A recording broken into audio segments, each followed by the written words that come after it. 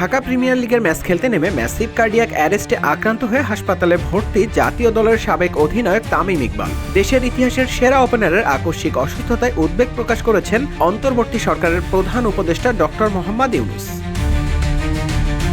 বিকেএসপিতে খেলার সময় গুরুতর হার্ট অ্যাটাকের শিকার হন তামিম ইকবাল। প্রধান উপদেষ্টার পক্ষ থেকে উপপ্রেস সচিব আবুল কালাম আজাদ মজুমদার বাংলাদেশ ক্রিকেট বোর্ডের প্রধান নির্বাহী কর্মকর্তা নিজামুদ্দিন চৌধুরীর সাথে কথা বলেন।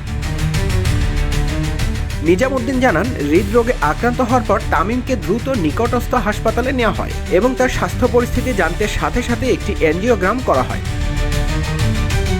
তিনি আরও বলেন, বিসিবি তামিমের চিকিৎসকদের সঙ্গে নিয়মিত যোগাযোগ রাখছে এবং তার চিকিৎসার জন্য যে কোনো প্রয়োজনীয় সহায়তা দিতে প্রস্তুত। তামিম ইকবালের স্বাস্থ্যের সর্বশেষ অবস্থা সম্পর্কে প্রধান উপদেষ্টাকে নিয়মিত আপডেট দেয়া হবে বলেও জানান তিনি।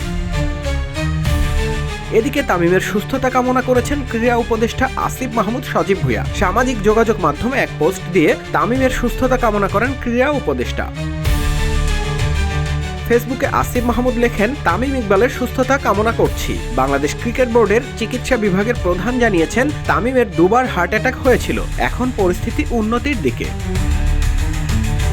এর আগে বিকেএসপিতে ঢাকা প্রিমিয়ার লিগের একটি ম্যাচ খেলার সময় মাঠেই অসুস্থতা অনুভব করলে মাঠ থেকে উঠে কিছুক্ষণ বিশ্রাম নেন তামিম। এরপর আবারও নামেন ফিল্ডিং করতে। তখনই ঘটে অনাকাঙ্ক্ষিত এক ঘটনা।